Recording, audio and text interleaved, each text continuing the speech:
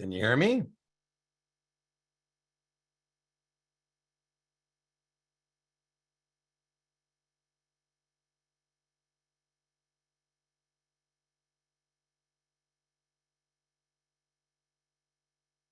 Test 1, 2, 3. Test 1, 2, 3. There you are. Hey, Dean. Oh my gosh. I'm sorry. What a No worries. night. No worries. Sometimes I think because for the bank, we use WebEx a lot, It and happens. A lot of VPNs. I know it happens with VPNs, and particularly at larger places. It's good news, right? Because you handle, what is it, billions of dollars over there, trillions of dollars. So probably should have good security, right? Hey, kudos on your earnings. Your earnings were fantastic. You guys are kicking some butt. yeah, I'm telling Can you you. see my screen? Yes, I can. So 1, 3, 3, 6, 8, 3, 4. And a lot of these were pretty tough, so I wouldn't beat yourself up too bad on these. Okay, so here's our first one. In a margin account with special memorandum account 2000, it's restricted by 2000. So let's just talk about what that means in plain English. That means you're $2,000 below 50%. Right? Because when I say your account's restricted, Lisa, it means you're below 50% equity. And the biggest thing about being restricted is you can only have half the proceeds. And so what this question is saying is you want to eliminate the restriction. How could you do so? So I say, well, if you don't want to have that restriction in place, that means you got to get your account back to 50% equity. And if you are 50% equity, then you would no longer have the restriction, because remember, the restriction is when you're below 50. I don't worry too much about when people are reaching out when they have tough margin questions, because, I don't think you're going to see them very low probability. I'll comment as we go through these list of very tough questions you wanted to discuss. But one would be very confused, because one is you're trying to use your credit card Visa check to pay your Visa bill, right? So you give me an excess equity line of credit and then I use it to pay my mortgage payment, no, that would be borrowing more money. And right now you're trying to not to borrow the money. So one's out. 2,000 cash, because the cash is going to go against your equity. So for example, if you owed me 48 grand and you give me 2, you're going to owe me 46. And that means your equity is going to go up by 2, and that means you're no longer restricted. These ones are kind of hard to do in your head, but 2 is true. 2 is true. You say, okay, how about I give you securities? I say, I'll take collateral. If you got collateral instead of money lease, I'm all yours. How much collateral you got? How much do I need? I said, well, you're always going to need twice in securities what you would need in cash. And all margin kind of questions, whatever the cash number is, it's going to be 2 times that if you want to give me securities. So I'll say, if you give me $4,000 of securities, now your account goes up to make up a number 50 to 54,000, right? In market value. I just made up the 50, but by moving the market value up 4, that too removes the restriction. And so the answer is 2 and 3. Kind of as a test taker, we should have known that it can't be, 2 and 2. It's got to be different numbers, just, intuitive, like, oh, it can't be the same for both. So that was 2 and 3. That was tough. Let's see what our Kaplan friends tell us. Okay. Kaplan tells us equity may be increased by depositing cash. Yeah, because it goes against your equity, right? If I pay down my mortgage, my equity in my house goes up, right? I think the best analogy to a margin account is a house. There's a market value of the house minus mortgage on the house equals equity on the house. And so if you pay down the loan, the equity goes up. Depositing fully paid for securities, there you go. I did that one, I wouldn't, like I said, I wouldn't beat yourself up on that one. That one's tough. Our next one is 1, 3, 5, 9, 9, 9, 6. Before we, okay, Sure. Never mind. Let's go back. Just when you're talking about a long margin or a short margin, I guess, that SMA, does it play into both? I get myself wrapped up around this SMA account. Yeah, it's not at all a big test issue, but the SMA is your SX equity, your excess equity. So at some point, this account was over 50% because that's how you got the SMA, right? Okay. Again, I think the analogy to the SMA, Lisa, would be an excess equity line of credit in your house. right? You give me an ELOC, an excess equity line of credit, you hand me a checkbook. And then you say, well, Dean, be careful, because if you write one of those checks, what happens? The mortgage goes up and the equity goes what? Down. Now, banks don't do a mark to market, but let's say you give me an excess equity line of credit for 100 grand. And I come back into the bank and say, Lisa, my market value of my home has gone much up in value. And so I would like to get have my excess equity line of credit increased because my market value has gone up. And, you might say yes, you may say no, but in our business, we always are marking the market. And that number is being journaled into your SMA so you don't lose it. Okay. I would worry more about bad news in the margin account than good news. So what I mean by that is it's usually not going to be you have excess equity line of credit, and it's not that my loan at Bank of America is going great. It's usually that my loan is going bad, right? And then I say, gee, Lisa, you used to be so nice to me, but now you kind of treat me like I'm I owe you some money or something. And you go, well, yeah, Dina, you used to be a customer, but now we're foreclosed on you. Uh-oh. Yep. Well, I'm joking, but I mean, I'm sure you'd be nicer than that. But Oh yeah. No. at some point it starts to go south, right? We usually. All right, a client purchased 500 shares of JSSP at $28 a share in July of 2020 something. The following June, the client wrote 2 October 30 calls for 5 against the stock position. If the market price of JSPP was 39 at expiration, what is the client's realized gain? Now, if you are been doing options with Dean, I always say, fire up the tea, fire up the tea. Fire up the tea. So I usually say do things on a per share basis. Usually I say that. But when you got odd things going on, like if we got 500 shares and we got 2 contracts, at that point, I think we should probably do it in dollar amount just so we can keep track of all that's going on. And I like to use dollars in. Well, let me put that there. And I'm not very good at arithmetic, so I'm going to be using my calculator. So I'm 500 shares at 28. That's $14,000.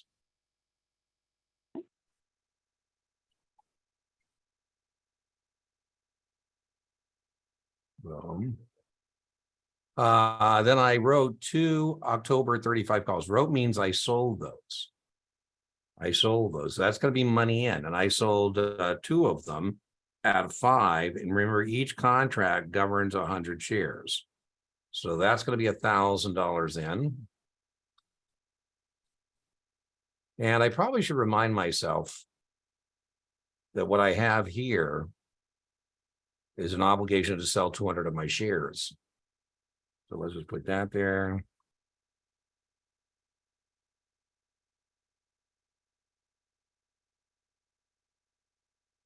And the strike price was 35. So I'm just going to remind myself what that is. That's what I've done here. Yeah, I told you again, another funky one. So I'm not as your coach. I call these coaching calls. As your coach, I don't really care about that too much because it's kind of funky. Another one where you pick, it's a funky question because we're writing only 2 contracts when we have 500 shares. So that's kind of funky. Not quite a covered call. All right, so now it says the market price goes to 39. Now, what I like to do is I like to say, okay, well, let me put that above my strike just to realize that. So, boom. And it looks like I'm going to get called away on 200 shares at that 35 price. So I'm going to sell 200 shares at 35, and that's going to be $7,000. Because that's what that contract means, right? Okay. And so then that means I have 300 shares still that I didn't do in the buy right. So now I can sell 300 shares at 39. And that's going to be 11,700.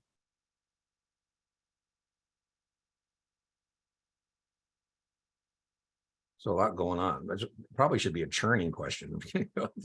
1, 2, 3, 4 trades. Lots of trades are broken. Now what we're going to do is we're going to net these out. And hopefully it will be one of our answers, right? So now I'm just going to net out. Okay, so it looks like I paid 14,000 out. And then I brought in, for the call contracts, I brought in 1,000. And then when I delivered the stock, 200 shares at 35, I brought in another 7,000. And then I sold 300 shares at 39 for 11,700. And so that's 19,700. And then we should be able to net those. And hopefully that'll be one of the right answers. We'll see in just a sec. And I think I'm looking for a 5,700 gain. So let's just make sure we got everything in here. We bought 500 shares at 28. So boom, boom, boom. I'm just checking my math before we look for the reveal. We sold 2 calls at 5 for 2 contracts. That's 1,000. We sold 200 shares at 35. That's 7. We sold the other 300 shares. Oh, good thing I went to check this. It says if the market price was 39, what was the client's realized gain? And I'm just looking here and I'm saying, whoa. It looks like I didn't sell all the stock. It looks like I just sold 200 shares of it. Right. So that one's kind of tough here. We're saying if the market price was 39, what is the client's realized gain? All right, well, let's see what options are available to us here. Yeah, $2,400. How do we get to $2,400? Well, remember we bought the stock at 28 and we sold 200 shares at 35. That's 700 twice, 1,400. And then we got $1,000 for the call. So we have 200 shares here at 28. Let me just show you again. This one was really tricky. Yeah. To show you to this, what we did here. So we bought, they're only asking us about the realized gain, which is the 200 shares. So on the 200 shares, because I still have 300, they're assuming here we didn't sell our 300. So we bought 200 shares at 28. And so realized means they're asking us about the 200 shares here. So that's 5,600 for the 200 shares. We still brought in this 1,000. Right. And then we sold 200 shares at 35. And so we paid out for 200 shares, 5,600. And we brought in for 200 shares, 8,000. And the difference in that is $2,400. So boy, that was tricky, because we still have the 300. So what they said here is we didn't sell this 300, right? Because we had 500 and it says, at expiration, right? Expiration means I'm going to have to deliver 200 shares at 35, but I get to keep the other 300. So, wow, that was tough. Let's see what our friends at Kaplan tell us about the explanation or rationale. And oh my God, I told you, by the way, whenever you get like this long of a rationale, you go, yeah, right. You know, so eventually the gain or loss upon the sale of an asset, true. In this case, the only shares involved are the 200 shares covering the two. There we go. That was the trick. So we paid 5,600 for 200 shares. We figured out the trick before we, went to the answer. With the stock selling at expiration, the 2 calls will be exercised. Very important to know that at expiration of an option contract has intrinsic value will be exercised. So we delivered 200 shares at 35. There we go. Yeah. And then there's the T chart. Boom, boom, boom. What they did here is they took the 200 separately. So that's where they didn't put in their T chart all together. We paid 5,600 for the 200, and that's the math we just did right there. Okay. Tough. All right. What's our next one is 1424106. Yeah. This is a back office thing. It's testable, but I don't think it's a big deal. It has nothing to do with customers. The purpose of this rule is to get the securities going back into larger denominations. And customer gives me, 400, 100 share certificates, I'm going to say thank you very much. So when I go to the buying broker dealer, this is called good delivery on the uniform practice code. I have to make sure it's makeable and breakable. This is back office. This is what happens in the back office. It has nothing to do with customers. Now, when we have a odd lot, you have to make delivery of the odd lot separately. So what I would do as a test taker is I would eliminate any answer that doesn't offer me a separate pile of 70. I get a 40-30, a 50-20, one certificate for 70, but I have to be able to make that odd lot in piles. I think piles is the way to go. So here, there's no way to turn the 390s into a pile of 100. I just told you that 70 is the key to the question, that you have to make delivery of an odd lot in a separate pile. And so we need that 70 to be separate. So now if we look at our answer choices, A is makeable, but not breakable. And I told you it's got to be both makeable and breakable. There we go. Here we have one pile of 70. Here we have one pile of 70. And here we can make 4 piles of 100, right? So I think of it as I'm counting out like at the bank, right? I went and got some cash yesterday from my bank, and waited. She was pretty efficient passing out those $100 bills. You know, mom was teasing me because I couldn't believe it. You know, I like carrying cash around. I'm kind of an old dude in Las Vegas, and you know, I don't know where they're sending tellers to school anymore. And I'm not, but you know, I got some money. And she goes, "Well, what are you going to do with the money?" And I felt like saying, "You know, that's not really something you should be asking me. You know? What are you going to do with all that money? Where there's people, I could get robbed out of the bank." Anyways, I came out of the bank. Mom said, "Did this one ask you what you were going to do with the money?" Or I said, "No, she didn't ask." I mean, thank goodness. All right, so I think of count those hundreds, right? So B, I go, here's 100, here's 200, here's 300, here's 400, here's your 70. Buying broker dealer must accept. Let's look at our next one. 50, 100, 50, 200, 50, 300, 50, 400, 40, 30. There's your 70. Good delivery. Our last one. 47, 10, 20, 30, 40, 60, 80, 90, 100, 10, 20, 30, 40, 60, 80, 90, 200, 10, 20, 30, 40, 60, 80, 90, 300, 10, 20, 30, 40, 60, 80, 90, 400, piles of 100. There's your 70, 10, 20, 30, 40, 50, 60, 70. Good delivery. You could also get this with what I call the Sesame Street trick. Of all the ones so far that you had on your list of challenging, difficult Kaplan questions, and as your tutor, your coach, I'm glad that it wasn't some aim and shoot point and click ones that you missed. You missed some either esoteric ones or some very difficult ones. I don't think I have run in one where I go, "Oh man." By the way, I'm honestly, so we run into them and say, "Oh, at least that was a bad miss, man." You know, don't miss that. All right, so that was A. Let's see what our next one is. Your next one is 1, 2, 6. 1, 2, 6, 4, 3, 4, 9. A customer buys $10,000 worth of new issue municipal securities at 104. So you purchase these muni bonds at a premium. So that's the first thing we have to recognize, is this is a muni bond purchased at a premium. And the IRS thinks that if you own muni bonds, you own other things. You know, and they think that what you'd like to do as an investor with muni bonds, because you're rich people buy munis, what you'd like to do is use that loss whenever it's convenient for you. In other words, we think that what you'd like to do is realize that $400 loss at expiration, so that you can shelter more of your gains from like your tech stocks and stuff. And we say, no. First thing, there's about 50% probability on the test. About half the time people see this, about half time they don't. And what you've got to do on this situation, if you got to do straight line amortization downward. I call that decretion. That's just the team calls it that. The test doesn't. I call straight line amortization upward accretion. That is testable, and that is a test term. And I call straight line amortization downward decretion.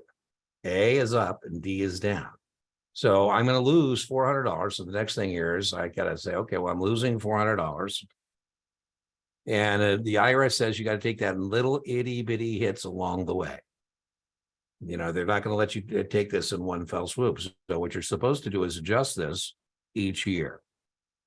It tells me that it has 10 years to maturity. So what I'm supposed to do is write down $40 a year. So at the end of the first year, it'd be 10,360, 10,320. That's the adjustment I'm going to make each year. So let me get that there. Boom. And it says we held it for 4 years. So now what I'm going to do is say, okay, well, if I've been adjusting this by $40 each year and it's been 4 years, I should have adjusted my cost base at this point by $160. By the way, I taped the coaching calls. I don't know if you were taping, you have permission to tape it, but if you'd like a copy, I'm more than happy to send you the video of this. Oh, yes, please. That I way, didn't you know, realize. well, but just in questions like this, it might be helpful because if you're, you're trying to write things down, you can certainly do that. If I'm going too fast, just let me know. But, Yeah. that way you can actually, hit stop and try and do it or whatever you want to do. Anyway, so that Yeah. being said, we should have adjusted this by $160. So, right. So how'd I get that? $40 times 4 years. So our original cost base was 1,000 or 10,400. That's our original cost base. And according to what I just told you about the IRS, we have to do our adjustment. And so we've adjusted our cost base by $40 each year for 4 years. So that means we should have adjusted our cost base by $160. And so a lot of work to get this point. This is kind of like practical application with like 3 steps. And so now I have my adjusted cost base. And again, I'm terrible at arithmetic, so I'm going to use my calculator. So 10,400 minus 160. So my adjusted cost base is 10,240.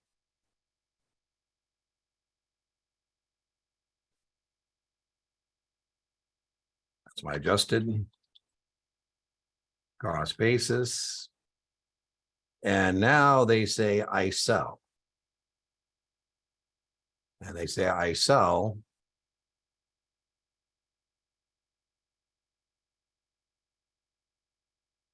for 99. So there's 10 of these bonds. So 99 is $990 per bond.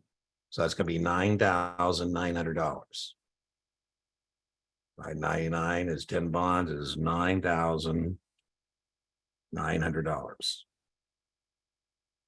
And so now we just net that. Now I say if your adjusted cost basis, Lisa, was 10,240, and we sold the bonds for 10 bonds for 9,900, you have a $340 loss. That is the difference between this number. That's what we had to get to. Yeah. And then this number. If we didn't ever get to this number, we never got to the answer, right? So we gotta. So as I said, the key here is you got to know this is a muni bond purchased at a premium. You only do this for muni bond purchased at a premium. So I debate what I should even show this to do you, because if you start trying to decrete everything you bump into, you're going to get more questions wrong than right. Right. So this is for a very limited circumstance, a muni bond purchased at a premium. Okay, so to arrive at the adjusted cost basis, the premium of a new issue must be amortized. To amortize the premium annually, divide the premium 400 by the years to maturity 10. So that's where I got the $40. After 4 years, that would be 160. And then that's basically what we just did there.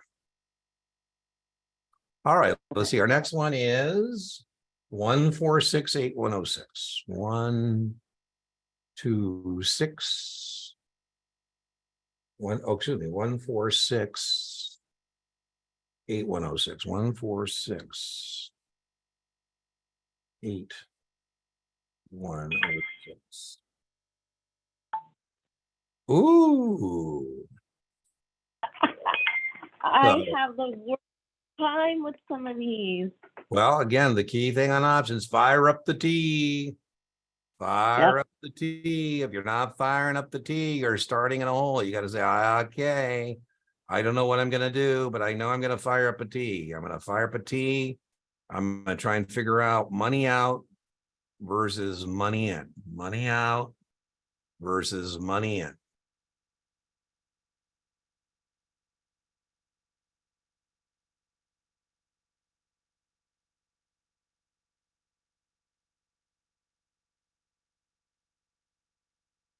Okay, so you short 100 shares at 51. Is that money out or is that money in when you short stock? In. Right on. Boom. You buy an August 50 call at 4. When you buy an August 50 call at 4, is that money out or money in? Out. Boom. So that's our initial setup. That's our initial setup. Now, I like our initial setup because assuming you get the T and you got those numbers put in correctly, that's why I put them on different lines, by the way. You don't want to have them on the same line. Okay. If you have these on different lines, it kind of helps you kind of figure out, okay, how you close this thing out.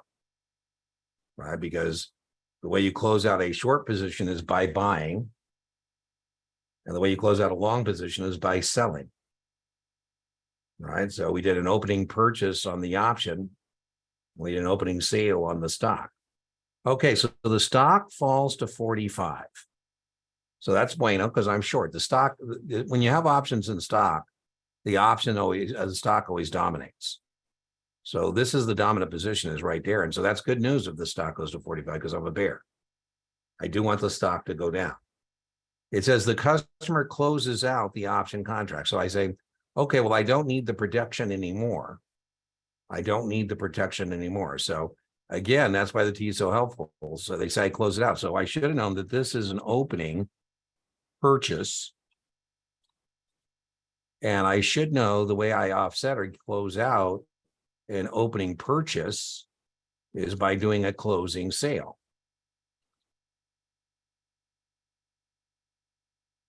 And they say that I do that closing transaction for 1. So now I'm going to put that in there. Whoop. Okay, so I did what they told me. I closed out the option for 1. And now it says I close out the short position at the market price. Okay, the market price was 45. So I'm going to do that. And then I'm going to net the columns. Right? We're going to net the columns, dollars out versus dollars in. Looks like we got 49 out. We got 51 in, so I think we're happy campers, right? We got more money, or 52, we got more money in than out. So we're a happy camper, right? So we've got a 3-point or $300 gain here. And just go back again, fire up the T. We sold the stock at 51. We bought an August 50 call at 4. The stock falls to 45. We close out the option contract for 1. We close out the short position for the current market price. We're happy campers. Now let's see if that choice is available to us. Let's see if that choice is available to us. Yep. Ah. All right, let's see. Well, here we go. So this is again their Kaplan's version of what I just showed you, but let me just clean up my slide here. Right. So they're doing the same thing, a T here. So we brought in 5,100 for the stock. We paid out 400 for, I do it on a per share basis, but a lot of people do it. You can do it any way you want. I do it per share, and then just when I'm all done, add the zeros. But anyways, then we bought in 400. We closed out the stock. We closed out the option, and then we just netted those, and we made $300. Great. Yeah. And again, I just think personally, I'll just go back again. I just think it's easier to have do it that way than it is what I just showed you in the rationale. So. Yeah, me too. Okay. Our next one. All tough ones, but I'm hoping you have an easy one here at some point. That was 139. 1391022. Oh my God. I said. Oh, all right. So let's take a deep breath. An investor follows a program of buying 100 shares of Mutable Precision Castings Corporation every 6 months. That's pretty cool. That's pretty cool because you know what he's doing here is buying some shares when they're low, some shares when they're high. So, okay. Over the past 2 years, the purchase prices have been February 1, 2020, $50, August 1st, 2055 bucks, February 1st, 2021, $60, August 1st, 2048 bucks. Needing some cash before the end of the year, the client desires to sell 200 shares of MPC stock in November. The investor's in a 35% income tax bracket. From a tax maximization standpoint, you would recommend selling shares bought on. Well, what we want to do here is called share identification. We want to sell the shares we have the highest cost base on, because that means we'll have a lower tax, right? If we sell the ones we got the lower cost on, you can do it any way you want. But if you don't keep good records, the IRS is going to impose upon you FIFO. So I think what we want to sell is the shares we bought at 60, and which we have a loss on. That'd be pretty cool, because we have a loss, we don't have to pay any taxes, right? And I think we want to sell the ones we got at 55, because we only have a $200 gain. The ones we don't want to sell are the ones at 48, because that would be the greater gain, right? So we're doing share identification here. And what we want to do is identify the shares we have the highest cost base on. This is called share identification. It's also called, FIFO. And we said if you can't determine which shares are which, the IRS is going to impose upon you first shares you bought or first shares you're selling. And so it looks like the ones we want to sell are the ones on August and the ones on February. Does it make sense? Why we want to, if you're looking at your portfolio, I say, Lisa, let's sell the ones you have the highest cost base on. Okay, let's see if that choice is available to us. Yeah, there we go. And the reason that it's A is because those are the ones we have the highest cost base on. Right? Okay. That'll minimize your tax bill. It'll minimize your tax bill. So if the customer says, Dean, I've been buying securities over several time frames, and now I'm going to sell, what shares should I sell? I said, Lisa, you should share the ones you paid the most for. And you say, well, gee, why is that? I said, because that would be a lower tax. You know, you want to, as much as possible, you don't want to pay more taxes, you want to pay less taxes. All right, let's see what our friends at Kaplan tell us. Let's see what our friends at Kaplan tell us. I don't think you're going to actually have to do this on the test. I think you just need to recognize this. Now, these rationales, I would tell you when there's a paragraph, I usually, I would tell you I'm blowing this up so people watching on their phone can perhaps, about 50% of the channel are using their smartphone. So I try and make it as big as possible. All right, minimizing tax means selling shares with the highest cost. There we go. The higher cost, the lower the tax. There you go. By default, the IRS is used to FIFO. That is testable. That is testable. I just had a session before you, and she was struggling a little bit with this idea about where LIFO and FIFO shows up. And I said, no. That was when we were talking about inventory valuation. That's not what we're talking about here. Oh, no. That was when we talk about random exercise notices and the firm can do a random FIFO. So, this FIFO, LIFO thing shows up in different contexts. I said, oh, no, LIFO is the annuity. She goes, damn. I go, well, what can I tell you? There's a lot of things on the test, right? So cost base at 50. Yeah, pretty much what we just said there, right? Well, so far, you're true to form. I don't think we found any slam dunks that you missed. Let's see, 139. So next one is 126. 48. 4845.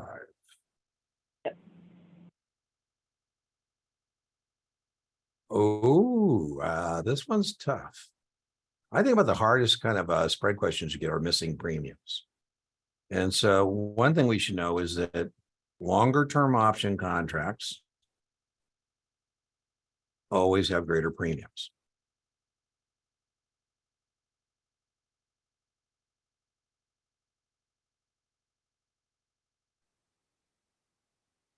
And let's just put that in a different color here. Let's put it over here. Let's put it in blue. And we'll call that rule number 1. And we'll call rule number 2, we'll say lower strike call contracts always have greater premiums. You know, it's always more desirable to be able to buy the stock at a lower price. You know, a 185 Apple call is going to have a greater pre-bid than a 190.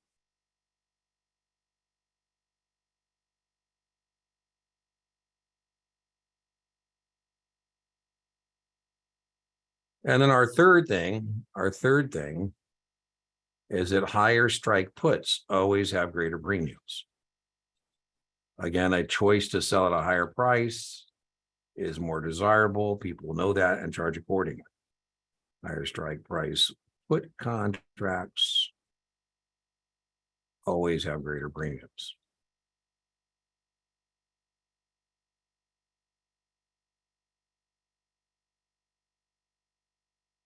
Okay, so now that we know that, or we didn't know that, now we do, hopefully. We can just, before we get too carried away, let's just get rid of whether you bought it or sold it. So let's just look at. So I told you that higher strike puts always have greater premiums. Right, so let's make a note that that one is going to have the greater premium.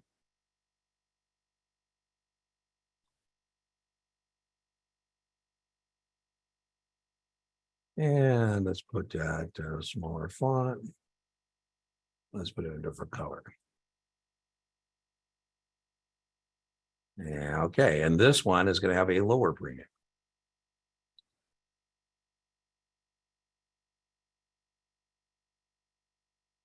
Okay, so now we can do the reveal. And what I mean by doing the reveal is now we can say, okay, well, let's see what we did here. So this one, we wrote it, and that's going to be money in. Money in.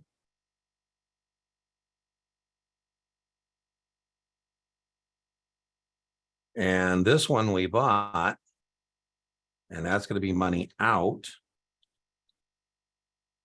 And so now I have determined that I have more money out than in. So this is a debit spread. Now I got to figure out, is it bullish or bearish? Now, the way I do that is the greater premium always dominates. The greater premium in a spread, it's always the larger premium that dominates. And so here, the larger premium is the dominant leg. And buying a put is bearish. And boy, I'll tell you, I think this is the hardest one because debit thinks it means bullish and it doesn't. Here's an example.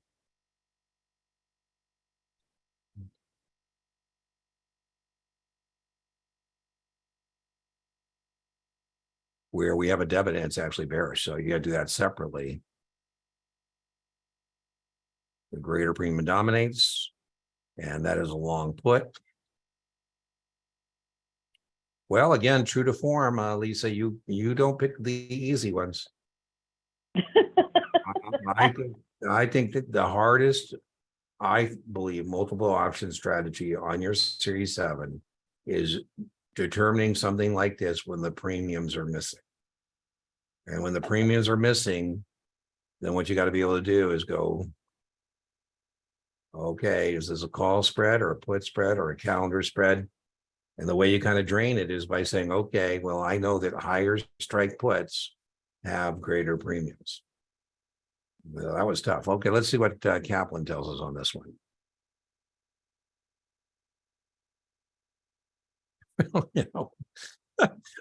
I'm laughing because, I was getting ready for a whole paragraph explanation, which I thought might be necessary. But I've been accused of this. I'm not everybody's cup of tea that I I make things more complicated. But I got to say, we get those huge ones that we really probably don't need them. And then this one, I would expect us to have a fuller rationale, and we don't. Oh, well. Bears by puts. Yeah, okay. The guy who's in charge of the bill, he probably, if he watches the video, gonna say, gee, Steen, did you have to take that long to, well, but again, as your tutor, coach, I am glad we haven't missed any layups yet. You hadn't had a layup. Maybe you got all the layups and you didn't want to talk about them. That's, might be it. Okay, our next one is 137 5235 5235. One of your existing cash accounts, customer opens a new margin account. The initial activity is to buy 12,000 of ABC and short 10,000 XYZ. What is the initial margin call? This, okay, well, I just jinxed us. This is a bad miss. Because you should know that Reg T is 50%. So you owe me 6,000 for ABC and you owe me 5,000 for XYZ. Reg T sees customers have to initially deposit 50%. Doesn't matter whether you're long or short. 50% of 12 is 6. 50% of 12 is 5. You owe me $11,000. So if I'm a margin clerk, I'm gonna say, Lisa, you owe me $11,000. 6,000 is your margin call for the ABC. 5,000 is for the XYZ. By the way, maybe the short shall throw you for a loop. I don't know, but the credit register, different question on that short account is going to be $15,000. 10,000 from selling the borrowed stock, and the 5 I just told you had to come up with. So there'll be $15,000 in cash in your account. Maybe you were overthinking that credit register. I don't know. You remember what you were struggling with here? Well, you know what? It said it was an existing cash account. And so somehow I was thinking maybe that had something to do with, I saw the purchase of the 12. Okay. That's why I like doing these kind of sessions, because, it's helpful for me as somebody to see, okay, what are you looking at? So I'm glad you're able to kind of talk out loud about it. In the real world, your cash account, your margin account are the same cash account number. It's just a subledger. So now you've given me very testable. You signed the credit agreement saying, Lisa, you understand that what you want to do now, instead of paying for your securities, is you want to pay part of the purchase price. You'd like us to lend you the balance. Got I have you sign my credit agreement. You're paying interest based on broker call. And I say, Lisa, you got to sign this document. This is the hypothecation agreement. This is where you're saying you acknowledge that you're pledging your securities as a collateral for this loan. And if you don't fulfill your responsibilities, I'm going to sell you out. And then we have other customers, Lisa, who would like to borrow securities. And you say, well, Dean, I want to borrow some securities too. I go, well, that's called the loan consent form. And very testably said that is not mandatory. So you don't have to sign that if you don't want to. Now, in this question, when you want to sell short the XYZ, I say, Lisa, before I can initiate that short sale, I have a locate requirement. I've got to see whether there's a customer who signed the loan consent form and said that we can lend you their securities. And so I say, hey, good news, we were able to borrow the stock. So Lisa, you're going to get 10 grand from selling the stock you didn't own plus the 5. And what I want from you is the 5. I want 6 on the long, I want 5 on the short. So I want $11,000. So this sounds like you maybe just confused yourself. I mean, it happens. I joke about using your own brain against yourself a little bit. So I just had a guy, listen, I'm very blessed. So that every once in a while, somebody on the YouTube channel will send me like a nasty comment or something. And like, you're wrong. I'm like, well, if I am wrong, there's a correction in the video description, but listen, baby broker, maybe you ought to take a couple minutes here to make sure that maybe Dean knows what he's talking about. And maybe it's a difficult question. Anyways, he had a question he thought was the right answer. And he was telling me his rationale. I go, where is that in that it doesn't exist there. He's bringing in all kinds of stuff. I said, listen, my friend, don't be bringing extra stuff into questions. I mean, because you start bringing extra stuff into it, you can certainly start causing you to go a little backwards on this. All right, let's see what this says. Yeah, kind of what we said, whether you're long or short. Yeah, so I think they got you. I think, Bill's the guy who does this. And I wouldn't put it past him to just try and do that Jedi mind trick with that cash account. Right? Just trying to, do that Jedi mind trick and get you go in some direction you don't need to go, right? Well, my friend, so far that was your worst miss. That's That was a bad miss. But it sounds like misreading it, perhaps. Okay, our next one is 1452457. 1452457. Ooh, man. God, you don't ever pick easy ones. You never pick easy ones. All right, so just to kind of drain the swamp a little bit, let's just put over these what these are. These are a bid and an ask. All right, so boom, boom.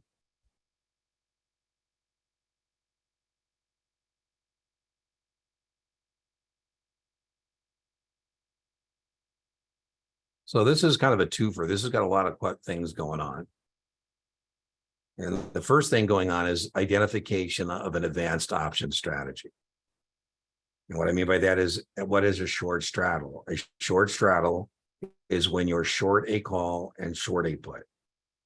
And so what you're going to be doing is an opening sale on a call and a put, because that's how you initiate a short position. And whenever customers are looking at two prices, a high price and a low price, customers always receive the low price and always pay the high price. What's that called? The securities industry. And so you're going to get 3 for the 30 call because customers sell at the bid. Customers sell at the bid. And you're going to get 2 1/4 here. So you're going to receive a total of 5 1/4. $525. I kind of like this question, even though I don't think the test would do it both sides, right? If this was a long straddle, it's not. But if this was a long straddle, you would have paid $315, $235. Okay. If this was if it was a spread, it would be, long and short, 2 different types, right? So Okay. another tough one. Yep, 525. Now, by the way, remember, there's 4 test questions. It's a short straddle. So now what we would be asked to do on the test is do the break evens. It would be 35.25, 24.75 upside downside. Where's a profitable in between those two numbers? And when you do it, when you expect a trading range. So let's see what our friends at Kaplan say about this one. Another tough one.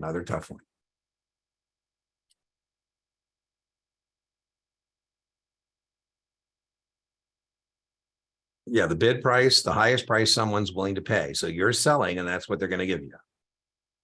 The second aspect you're buying is what they sell. Short straddle, you're going to sell at the bid. So boom. Well, you're back on track of missing the hard ones and not easy ones. 135.8677.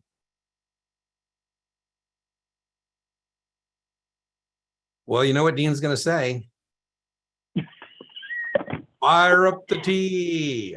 Oh, Fire up the tea. And when I said you got a lot of stuff going on, usually Dean does things on a per share basis. But boy, we got a lot of stuff going on.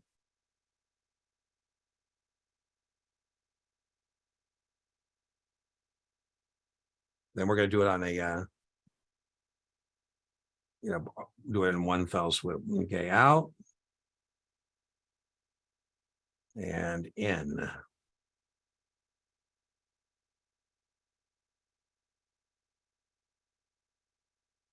Okay. So we buy 200 shares at 32, out or in? Out. Yeah, I'm going to use my calculator because my math skills are suspect. So 200 shares, 32 is 6,400. Now, the reason I'm not doing this on a per share basis, even though that's how I usually proceed, is because there's all kinds of stuff going on this question. I'm just looking, I got stock, I got calls, I got puts, I got both. So, I just want to make sure I'm very disciplined about going through and making sure I got my T. Remember what we call this, the setup. So Yep. I dealt with that. Now I got to deal with this. And so let's see, I'm buying this. So there's going to be another $600 there that's out. Yep. Right. So I'm going to put that there. Okay. And boom, let's see. And then I've got a 35 put at 6.5. Oh my God. I think there's another one should be a churning question. I mean, if I were your supervisor, I'd yank you in and say, Jesus, Lisa, I mean, you already got like 4 or 5 trades here. Because yeah, and I go, no. So got to deal with that. So that's going to be 650. Okay, and then boy, you gotta love this customer. And then let's see. Then we did a put of 4. So we got to deal with that. Okay, boom. So let's put that in there. Okay, so we have what I call the initial setup. Now we have the initial setup. Now, by the way, if we do the T correctly, the other reason that's important is because if we do the T correctly, we kind of, almost makes us go the right direction on closing things out. Where if we don't have the T, then, we're kind of in no man's land about how we're going to do things, right?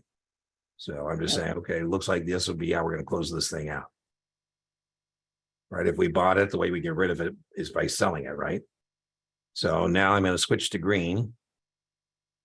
Okay, before expiration, with XYZ trading at 37, he sells his stock. So let's take care of that. So I'm just getting out my boom. And so that's going to be 200 times 37. So that's 7,400.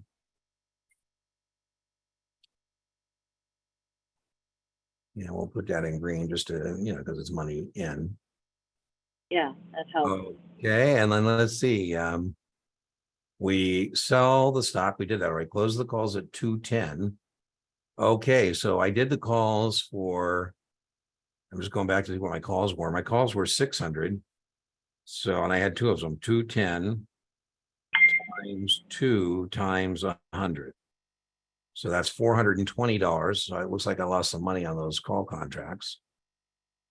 So I'm putting that in there. But, by the way, again, everybody's a little different, but the way I did that is I took the 210 times the 2 contracts, and each of those contracts covers 100 shares. So that's how I got that. Right. Okay. And then over here, remember I had what was it was 3, and we had 2 of them. And again, that's where that came from, that $600. So, as I said, I usually do this on a per share basis, but my goodness, we have so much stuff going on in this thing. It's a mess, right? All right, so let's see our next one. We dealt with the 210. I close out the puts for 25. So, all right. So, 25. And then I got to be a little careful here because remember, I bought 1 for 650. And that's $25. And we'll put that in green. And $25. Okay, and then the last step, oh my God, is now we just have to figure, is the guy a happy camper or not? And so now we're just going to net this all out.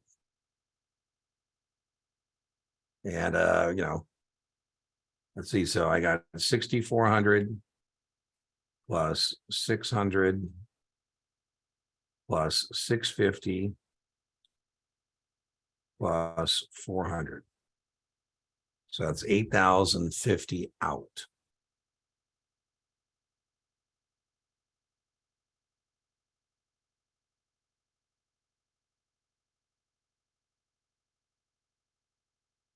Wow, that was big. Yeah, boom, let's put that there and let's put it in red. All right, now we got it at the other side to figure out if he's happy or not. So now we take 7,400 plus 420 plus 25 plus 25, and I get 7,870.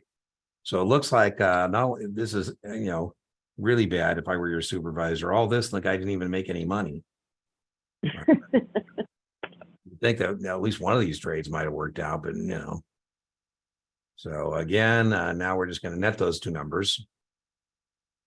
8,050. We're going to find out how unhappy he is. And it looks like to me, when we net those two numbers, this is $180 loss. Let's see now. I just want to check my numbers. A lot of arithmetic. By the way, to be honest with you, I don't think, Lisa, you'll see anything like this on your exam. However, what I do like is it's an illustration of firing up the T. That if you're good at the T and you can track money in and out, you'll be able to deal with anything, right? Assuming we do the arithmetic right. So let's say I'm not going to check my arithmetic. I usually would if it was a real test, but let's see if Dean did the arithmetic correct. And I got it right. Let's see what the right answer is. Woohoo! By the way, I'm being a little facetious, but not really. The good news about math is you're hoping that when you do all this math we did, what we're hoping is that when we now look at our answers, it's available to us. Yeah. Because if it's not, then that's like, oh, okay, well, gee, let me go back and see how I. You don't raise your hand to the side and go, oh, I found a typo. No. All right, let's get rid of that. That one's. You have certainly picked the death draw from Kaplan. The customer hopes for 4 positions with debits. Okay, kind of what we did there. Again, I just like the T too, because basically that rationale is the T without the T. Yeah. So, the T is just easier, I think, than trying to, do that all in your brain housing group. All right, our next one is 126. 5316.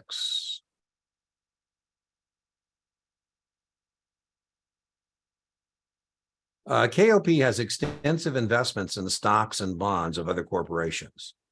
Its portfolio income this year was $700,000 in interest income from bonds and $400,000 dividend income on common and preferred. On how much of its portfolio income must it pay taxes? This is testing you, Lisa. This is another kind of bad miss. I don't think you have to do the math. But you should know that a dividend of one corporation paid to another corporation is 50% tax excludable. Okay. Right? I don't know if your board is going to increase your dividend, but the Bank of America is a 21-cent quarterly dividend. That's 84 cents annually. Berkshire Hathaway owns 1 billion shares of Bank of America. So all Bank of America shareholders get 84 cents, but on 1 billion shares, that's a little more exciting. Right. 840 million, 420 million is tax excludable. The dividend income that Berkshire Hathaway is receiving, they only pay taxes on half. And so you only owe taxes on 200 of the 400. So you owe taxes on the interest of 700, and you owe taxes on the half of the 400. So you owe taxes on $900,000. Right. So this is testing you on, do you understand or know the dividend exclusion of 50%? Okay. But now the good news, this is one that now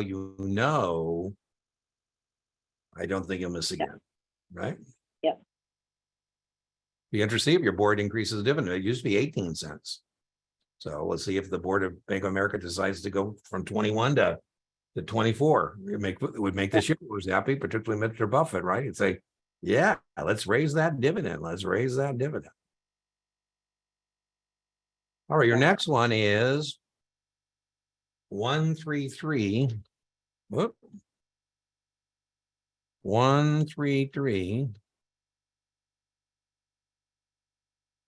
Did we do this one? It looks familiar. 6653. Did we not do that one yet? No, we haven't done No, this. I don't think. Okay, so boy, at least you work at a place, Lisa, that's doing all this stuff. Bank of America is one of the leading municipal underwriters in the country. I wouldn't be surprised if Bank of America is number 1 in selling municipal bonds. If it's not number 1, it's certainly number 1 or 2. So a broker dealer is a financial advisor to a municipal issuer. So I hire Bank of America as my financial advisor. I'm the city of San Francisco, and I say, hey, public finance. So public finance or men and women who raise from municipalities. And then I advise them and they say, man, you've been so nice. Can't you sell the bonds for me? I know you sell bonds. Why can't you sell my bonds? I said, well, the MSRB thinks it's too much of a conflict of interest for Bank of America to represent three parties in one trade. You know, think about it. If I underwrite your bonds, I'm representing you, the issuer, and then I'm representing Bank of America, the underwriter, and then I'm representing my customers. And they just think that's too many parties to represent in one transaction. So I'm sorry, as much as I'd like to underwrite your bonds, I'm not allowed to switch my role.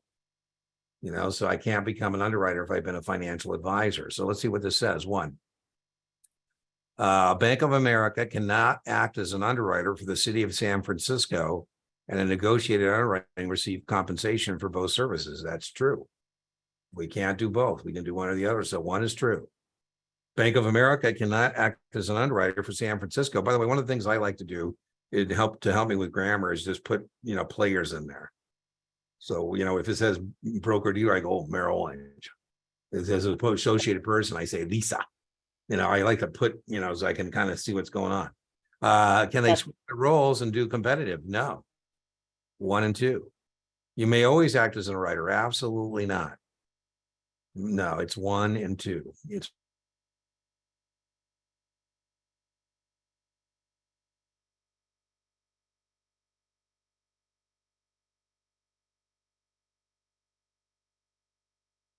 I think the wording was really getting me because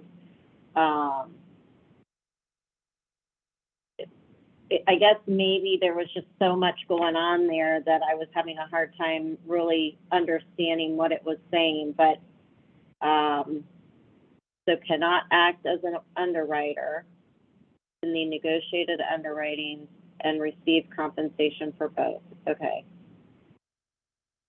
And the other one is that it cannot be part of competitive bid underwriting.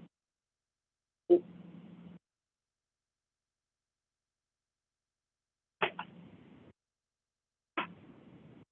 I lose you, Dean?